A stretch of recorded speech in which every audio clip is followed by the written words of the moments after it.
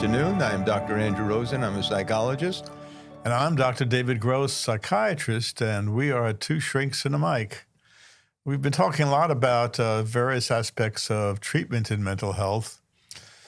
And one of the areas we haven't really touched on too much is the non-technical, non-clinical aspects of mental health. Things like how do you know you're working with the right therapist or clinician?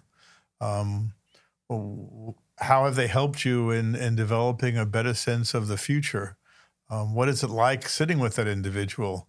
A lot of the non-technical aspects of it, which is really very important, especially in this world of fancy treatments like TMS and ECT and ketamine and all sorts of things like that. So we thought we'd start and talk about some of these general aspects of the care and mental health care.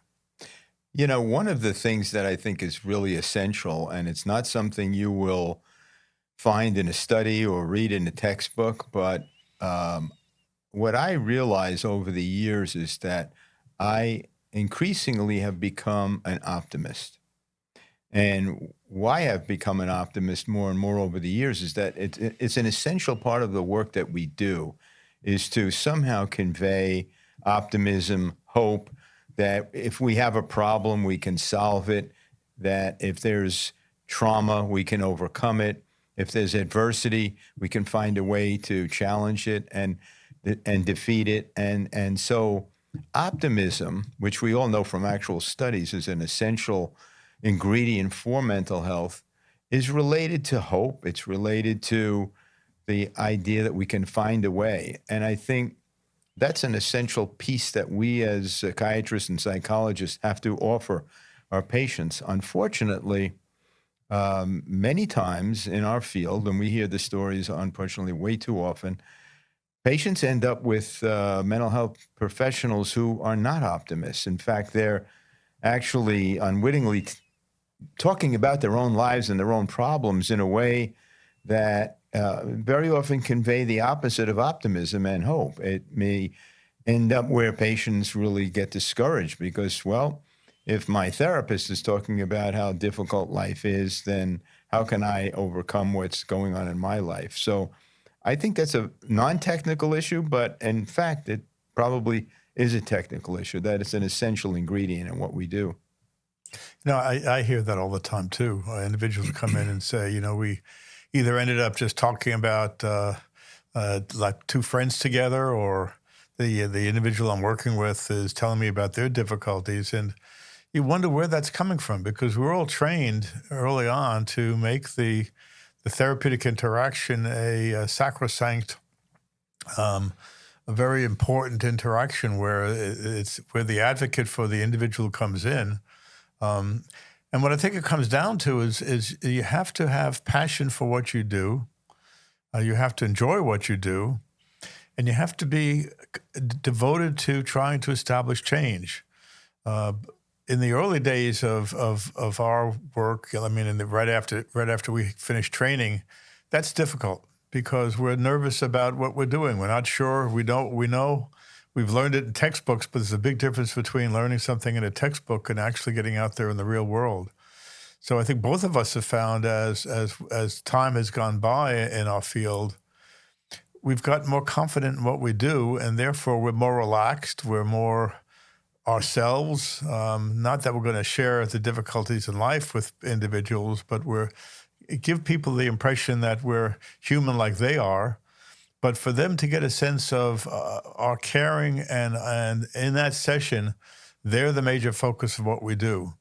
Just something as simple as that can help instill that sense of future hopefulness, because you're right, individuals come in, as we talked last time in our podcast, most people who come to see us are feeling somewhat hopeless and stuck, that they'll never get out of the hole they're in, whether it be a life situation that they feel is impossible, a marriage that's gone bad, or a job that's going nowhere, or a biological depression or anxiety state where, like a lot of people who are in that kind of state, feel like it's never going to change and never going to end, and they'll be this way forever, which is a false belief, but you can't convince them of that just by using logic. The proof is in the pudding, as they say. So right. The passion that we express and the sincerity of our interaction with individuals really is what is very, very important in going forward. And you can't define that. It's not like saying, here, take 10 milligrams of this medication, or we'll have 7 sessions of cognitive behavioral therapy.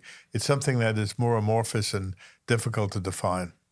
I find that I often use examples of people who have overcome adversity, and sometimes tragic adversity, sometimes horrific kinds of experiences.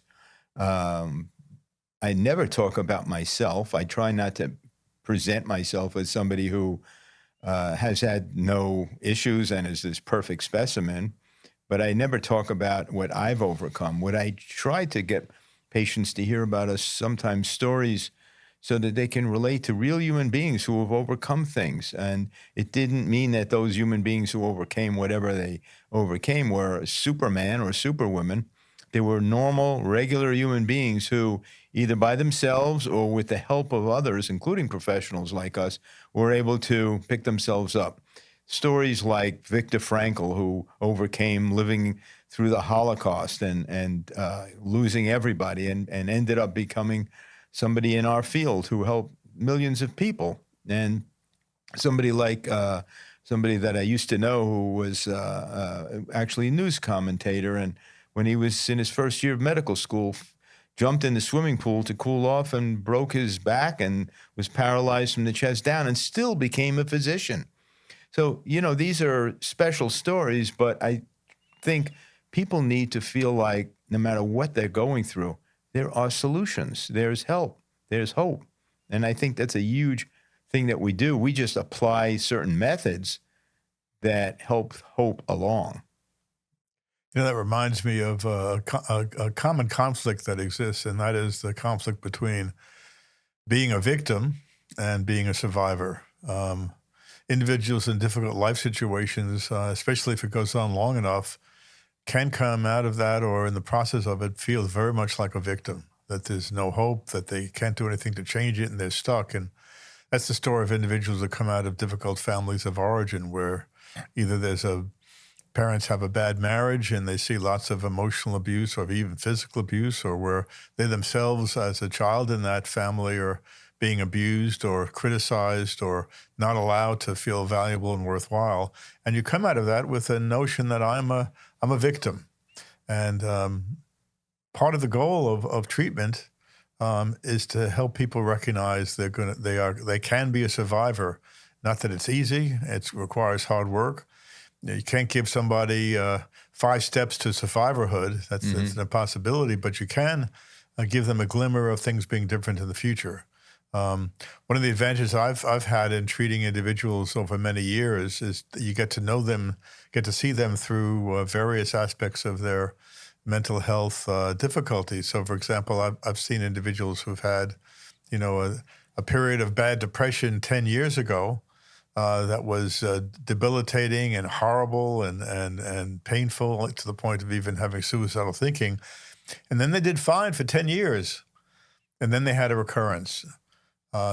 When they get into that recurrence, they're so stuck in their thinking that they can't imagine that they're going to get better. And so my knowing them for a number of years, it makes it possible for me to tell them that, I've seen you go through this before and you have come out of it. And there's no reason why you shouldn't come out of it again. Individuals who've had, 10 depressive episodes in 10 years, it's not as easy to say that with confidence, knowing that it's going to be more of a struggle. But for most people, giving them a glimmer of the blue skies that are possible helps a lot in the belief that things can be better.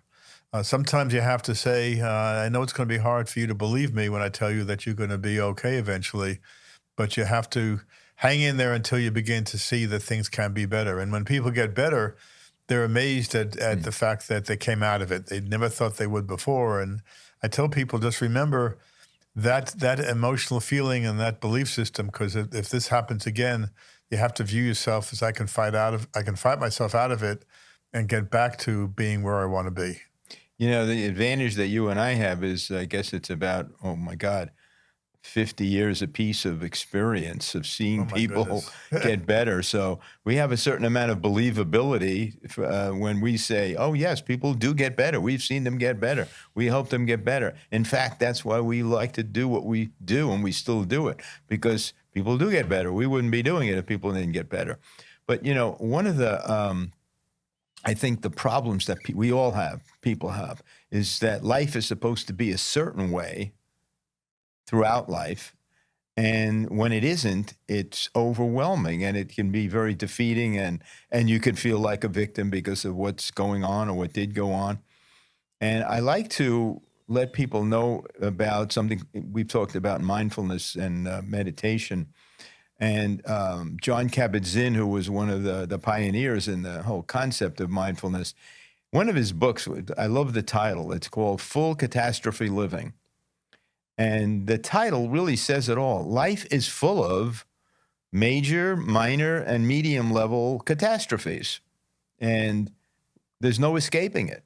But if you expect it and you anticipate there are going to be challenges, there are going to be times when I just don't know what's going on, or there's going to be times where life is overwhelming, or you question, why is this happening, or why me?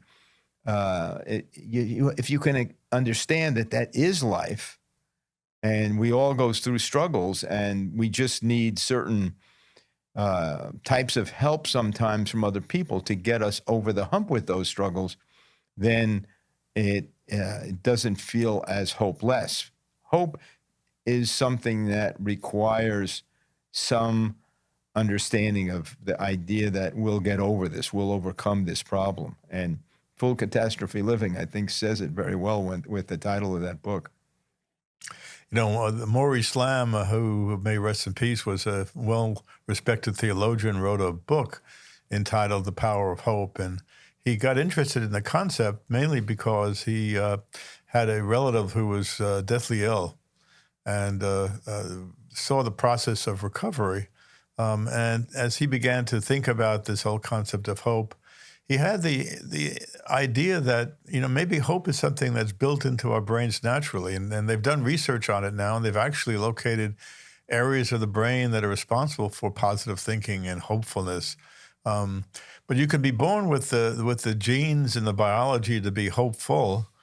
But if you come out of a family of origin that is difficult, it can pour cold water on that ability to develop the concept of hope. And it doesn't mean it's gone forever. It just means that it's dormant and there beneath the surface and needs to be rekindled. And that's where corrective life experiences help that. One of the things that we do as mental health clinicians is provide unconditional acceptance. That is, we'll hear horrendous stories and difficulties and individuals who have gotten into drug abuse or bad marriages or bad relationships. And just by being there and listening to it and not being critical and not shaming anybody, but willing to hear the story and willing to then examine it with the individual, gives people a sense of unconditional hope and acceptance, which is critical to changing one's thought about, I'm a bad person, I'm no good, I've done bad, and I'm never going to be good.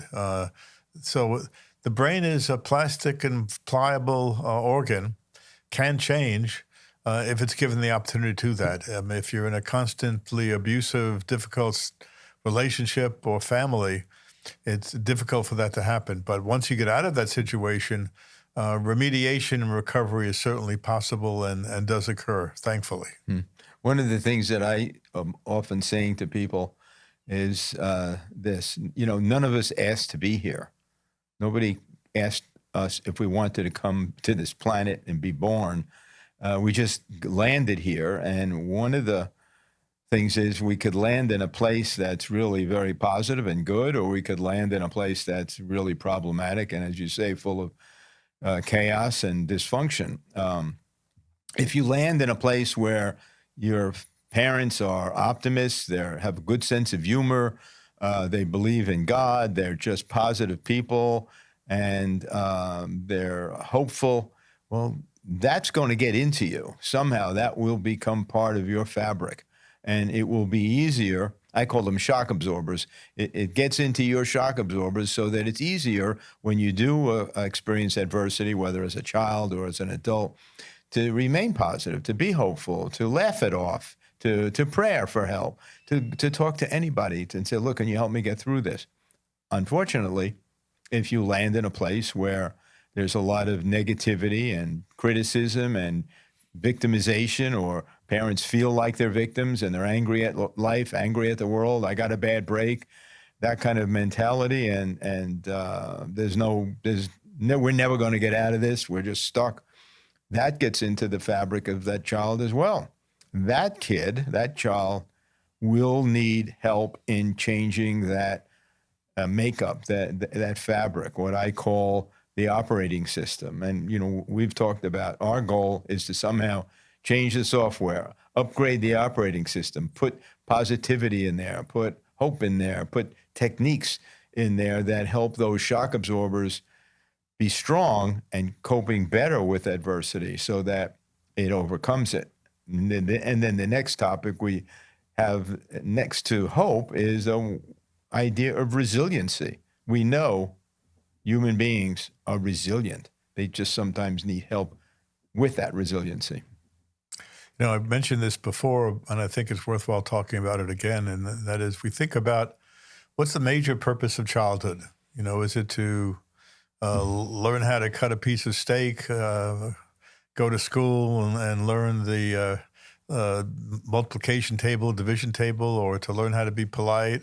All of those things are important, but I think when it comes down to it, one of the goals of childhood is to come out of childhood as an individual who believes that they're worthwhile for just being who they are. If you're lucky and you come from a family of origin that can nurture that self-respect and that self-positive concept, then you get the notion that, I'm valuable for just being the soul that I am, not because I'm the tallest or the smartest or the best athlete or the most popular, but I'm a unique human being, and that has value because that gives you a foundation to work on and move forward. It makes it easier to develop that resilience you're talking about and the ability to deal with the difficulties and vicissitudes of life, because all of us have to deal with a fair amount of loss and difficulties and stress. But resilience and bouncing back often requires that foundation that we were talking about, the ability to have some confidence in your self-worth and your self-value. If you're not that lucky, and unfortunately a lot of people come out of families of origin that stack the deck against them in terms of that sense of being a worthy soul, there you have to either learn it on your own based upon your own life experiences, like having an Uncle Lou who can help foster it in you, or having a good friend who helps you recognize your self-worth, or getting into relationships that foster it. But you have to do it on your own. If you can't, one of the purposes of getting into therapy is to redevelop that sense of worth, to really examine, as we talked before, what's the excess baggage and what are the myths that you've pulled along with you from childhood, and how to get rid of those bad myths and that excess baggage that's problematic, that's basically propaganda that you didn't need to pay attention to, but since you were 6 years old, you didn't know any different. But now that you're 25, you can begin to use an adult brain and begin to evaluate it. So that is a good bit of what our goal is, and how we present ourselves as clinicians to individuals. That's the starting place, to believe that, boy, this person's listening to me, has an idea of what I'm going through, asks the kind of questions that indicates that they know other people have had similar problems. That helps a lot. It was quite difficult in the early stages of my career, because you don't see as many different kind of cases when you're in early stages of career, and you certainly don't see the variety of cases that you need to see when you're in training. But as the years go by, you get exposed to everything, and that wisdom is extraordinarily valuable. Can you imagine if you're the kid who lands when you get here in a family that I was just talking about, that's negative, that's punitive, that's got a very negative concept of life, of the world, et cetera, and maybe they didn't even want this child. So you land in that place, and then you also happen to be the smallest kid, the one who's not the athlete, the one who's not really quick to understand what he's learning, whether it be in elementary school or junior high school. And what does that child do to maintain a sense of hope or self worth or I am valuable?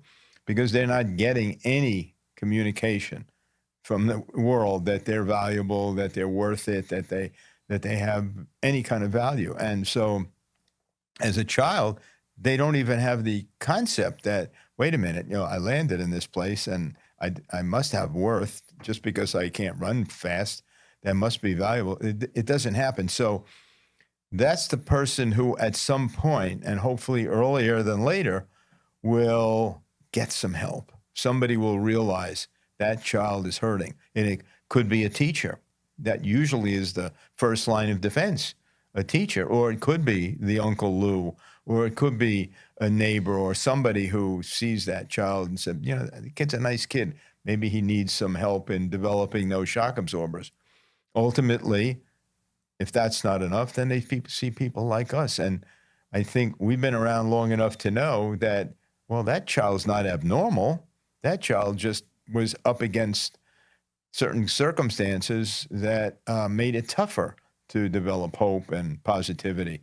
And what we try to do with our techniques and just who we are as people, try to help that child or that adult overcome what was unfortunately the experience of earlier life. It's amazing how many people go through life on autopilot. They maintain their belief systems without questioning them. They maintain their maladaptive behaviors and habits and addictions and problematic relationships without really examining them. So the consulting room, which is what we call our offices, is the opportunity to really sit back and do some scary stuff, which is to really try to examine your belief systems, your behaviors, the things you've taken out of childhood that we've called excess baggage and problematic thinking. But it has to be viewed as a safe place. And one of the cornerstones of the consulting room is the concept of privacy and confidentiality. That what we talk about here is between the two of us. The only time that we can break that confidentiality is when there's concern about acute dangerousness risk, somebody who is, heaven forbid, actively suicidal and at risk of hurting themselves, or actively homicidal for that matter. But for all other situations, the confidentiality needs to be maintained as a sacrosanct and definitive interaction, and for people to know that they can talk about whatever they want, and it's going to be kept confidential, and that they're not going to be criticized for it, and nobody's going to make fun of them, is extraordinarily valuable. And that has nothing to do with what medications I prescribe or what particular type of therapeutic modality in psychotherapy is prescribed. It's really the basis of what happens in the consulting room. Something as simple as walking an individual down to your office and maintaining eye contact and maybe talking about the weather initially, or recalling that they went to their kid's wedding a month ago and ask how it was. All those simple things are tremendously powerful in maintaining the ability to, I can do some work here that can change things for myself and improve the way that I view myself and view the world as maybe not an unsafe place, but perhaps even a place that is safe. Yeah, one of the things we do automatically with our patients is give them positive regard. That's an old term. Actually, I just remembered it. I haven't heard it in years, but we used to use this term to call how we were with people as we offer positive regard. It's unconditional positive regard. You're here. I'm here to help you. And you're not here because you're defective. You're not here because you're a loser, or you're not here because of any, badness about you. You're here because you're struggling with the most complicated thing in the world, which is called life. Sometimes life's easier. Sometimes life is really tough. And we all get a dose of both. But when it's tough, you need those shock absorbers. And if you don't have good shock absorbers, what we try to do is put some good ones in there and help you. And that's what I think makes therapy, whatever kind of therapy we provide, that's really the key ingredient. The types of therapy are methods that we can apply that sort of fit that person better, but it's the positive regard and the acceptance and the offering of hope. That's really what makes it all work. And the fact that we acknowledge the difficulties, but that we listen and then also have things to say. Both of us have talked about, patients, clients that we've had together and shared, who have said, I just sat with my previous therapist and they didn't say very much, and I didn't feel like I got any direction or help. The reality is that it needs to be an active, interactive process. That as a physician, I see a responsibility to explain to an individual what depression is all about. That it can be a biological medical disorder, and that it's not something they brought on themselves, and it's not a psychological weakness, but it's a medical disturbance, no different than being anemic or having a sluggish thyroid gland. And that's part of the responsibility of sharing with individuals. And so when you see individuals, I'm sure you talk about the nature of the panic disorder and the anxiety they're having and how it can be addressed and what kind of treatment is most helpful, because that educational process is absolutely critical in being able to establish a positive alliance and the belief that things can be better. But we're giving them a gift by being teachers, educators, because we know so much more about the problem they're coming in with than they do. And by educating them about it, they have more of a sense of, gee, this is not something that's so foreign and strange, but it is something that I can work on. Yeah, I think, unfortunately, you hear very often the sort of story where the patient says to the doctor, well, doctor, what is it that you think is wrong with me? And the doctor says, well, what do you think is wrong with you? I mean, kind of like throwing it back to the patient. In the old days, that's what used to happen. And sure, it still does happen, but it's not helpful. And so what we have is a lot in our toolbox, but the basic method that is the intention of providing help to help people get better and be able to do life better, even though life sometimes is really tough to do. And I need to let the audience know that our thinning hair and gray hair is not because our work is that difficult and we have to pull our hair out and our hair turn gray because of stress. It's a natural part of getting older. And in actuality, we've talked about this before many times, so we continue to enjoy what we've been doing, even though it's been many years of doing it. So I'm Dr. David Gross, psychiatrist. And Dr. Andrew Rosen, psychologist. And this is Two Shrinks and a Mic. And we'll see you next time. Bye-bye. The Two Shrinks and a Mic podcast is for informational and entertainment purposes only. The views expressed are those of the hosts and guests and do not constitute medical, legal, or professional advice. Please always consult a qualified healthcare provider before making any medical or wellness decisions. Our content is not a substitute for professional medical guidance, even though our mothers tell us we have the best advice possible.